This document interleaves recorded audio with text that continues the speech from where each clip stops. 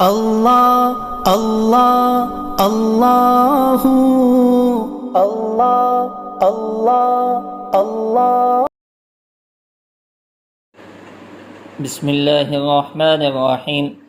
الحمد للہ رب العالمین، والصلاة والسلام علی سید المرسلین وخاتم النبیین محمد وآلہ واصحابہ اجمعین، اما بعد فقد قال النبی صلی اللہ علیہ وسلم: علیکم بصلاة اللیل فإنہ دأب الصالحین قبلکم وقربۃ لکم الی ربکم، او کما قال النبی صلی اللہ علیہ وسلم۔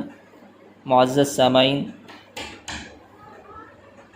ہم آج آپ کے سامنے تہجد کی نماز کے فضائل اور اس کا وقت اور اس کی رکعتوں کی تعداد کے سلسلے میں کچھ اہم باتیں آپ کے سامنے رکھیں گے انشاءاللہ۔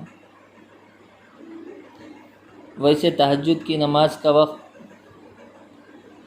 آدھی شب یا آخری تہائی حصے میں پڑھنا اس کو افضل بتایا گیا ہے۔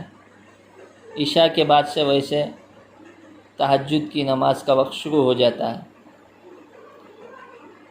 اگر کوئی شخص مکمل رات کوئی نوافل میں اور دیگر عبادات میں رہے، اس کے لیے بھی یہی بہتر ہے کہ وہ آدھی رات یا آخری تہائی حصے میں تہجد کی نفل نماز پڑھے، یہ اس کے لیے افضل ہے، بہتر ہے۔ کئی احادیث میں نماز تہجد کی فضائل وارد ہوئے ہیں۔ ایک حدیث میں آپ علیہ السلام نے ارشاد فرمایا: فرض نمازوں کے بعد سب سے افضل نماز تہجد کی نماز ہے۔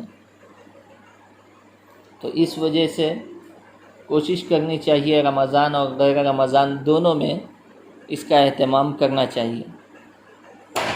اور ایک روایت میں آپ علیہ السلام نے ارشاد فرمایا کہ تم رات میں عبادت کرنے کو لازم پکڑو، اس لیے کہ یہ تم سے پہلے گزرے ہوئے نیک لوگوں کی عادت ہے، تم کو تمہارے پروردگار سے قریب کرنے کا ذریعہ ہے، تمہارے گناہوں کی معافی اور تلافی کا سبب ہے، اور گناہوں سے روکنے والی عبادت ہے۔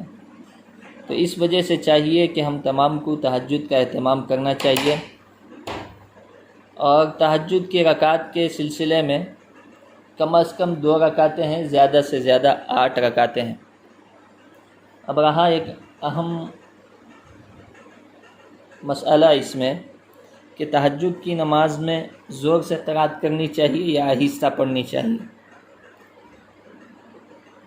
چونکہ مسجد نبوی سے لگے ہوئے جس طرح حضور صلی اللہ علیہ وسلم کے حجرے تھے، اسی طرح حضرات شیخین حضرت ابوبکر و عمر رضی اللہ تعالیٰ عنہما کے حجرے بھی لگے ہوئے تھے۔ ایک مرتبہ حضور صلی اللہ علیہ وسلم رات میں حجرے سے باہر تشریف لائے اور حضرت ابوبکر رضی اللہ تعالیٰ عنہ کے گھر کے پاس سے گزرے۔ آپ نے محسوس کیا کہ وہ تہجد پڑھ رہے ہیں اور ہلکی آواز سے قرات کر رہے ہیں۔ پھر حضرت عمر رضی اللہ تعالیٰ عنہ کے گھر کے پاس سے گزرے، وہ بھی تہجد میں مشغول تھے اور بہت زور سے قرآن پڑھ رہے تھے۔ فجر کے بعد آپ نے حضرت ابوبکر رضی اللہ تعالیٰ عنہ سے فرمایا: رات میں تمہارے پاس سے گزرا، تم آہستہ قرآن شریف پڑھ رہے تھے، اس کی کیا وجہ ہے؟ تو حضرت ابوبکر رضی اللہ تعالیٰ عنہ نے جواباً فرمایا: میں اس ہستی کو سنا رہا تھا جس سے سرگوشی کر رہا تھا، یعنی اللہ جو زور کی آواز کو سنتا ہے وہ آہستہ کو بھی سنتا ہے۔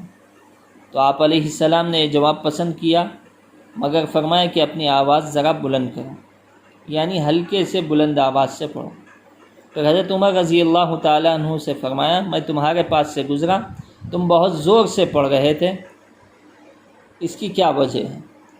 تو حضرت عمر رضی اللہ تعالیٰ عنہ نے جواباً عرض کیا: میں اونگنے والوں یعنی سونے والوں کو جگا رہا تھا اور شیطان کو بھگا رہا تھا، یعنی زور سے اس لیے پڑھ رہا تھا کہ گھر میں جو لوگ سو رہے ہیں وہ بھی بیدار ہو جائیں اور تہجد میں مشغول ہو اور شیطان بھاگے۔ چونکہ جہاں اللہ کا ذکر کیا جاتا ہے شیطان وہاں نہیں ٹھہر سکتا۔ تو جناب محمد رسول اللہ صلی اللہ علیہ وسلم نے ان کا جواب بھی پسند کیا، مگر فرمایا ذرا آواز پست کرو، یعنی بہت بلند آواز سے نہ پڑھو۔ یہاں پر ایک مسئلے کی وضاحت میں کرنا مناسب سمجھتا ہوں ایک خیر خواہانہ طور پر آج کل مسلمانوں کے گھروں میں شیاطین ڈیرے ڈالے ہوئے ہیں. لوگ اس کے مختلف علاج کرواتے تھک جاتے ہیں، لیکن پریشانی اور تکلیف کا خاتمہ نہیں ہوتا. اس کی وجہ یہ ہے کہ گھروں میں شیاطین کو دعوت دینے والی بہت سی چیزیں موجود ہیں. میں چند باتیں آپ کے سامنے نشاندہی کے طور پر پیش کر دیتا ہوں، بقیہ پر آپ ہی خود غور فرما لیں. ان جیسی چیزوں کا خاتمہ فرمائیں.